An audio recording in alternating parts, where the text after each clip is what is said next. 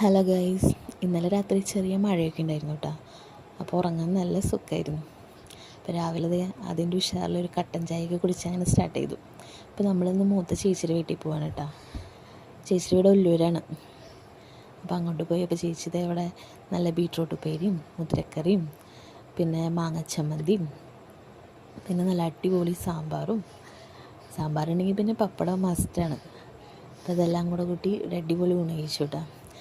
ചേച്ചിയുടെ വീടിൻ്റെ അടുത്ത് തന്നെയാണ് എൻ്റെ മേമയുടെ വീട്. അപ്പോൾ ഇതാ മേമയുടെ വീട്ടിൽ പോവുക.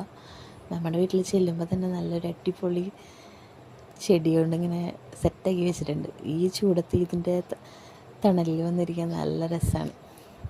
പിന്നെ കുറേ ലവ് ബേഡ്സൊക്കെ ഉണ്ട്. അപ്പോൾ കുറച്ച് നേരം ലവ് ബേഡ്സിൻ്റെ കൂടെയൊക്കെ സ്പെൻഡ് ചെയ്ത് അങ്ങനെ അവിടെ ഇരുന്നു. അങ്ങനെ കണ്ടിരിക്കാനൊരു രസമാണ്. പിന്നെ ഈ മരം ഇത് അങ്ങനെ അധികം കാണാത്തൊരു മരമാണ്. കണ്ടിട്ടുണ്ട്, പക്ഷെ എല്ലാ വീട്ടിലൊന്നും വളർത്താത്ത മരം. ഇവിടെ ഇങ്ങനെ കുറേ സാധനങ്ങളൊക്കെ കാണും. നാഗലിംഗം എന്നാണ് ഇതിൻ്റെ പേര്. പിന്നെ ഞങ്ങൾ തിരിച്ചു പോന്നു കേട്ടോ.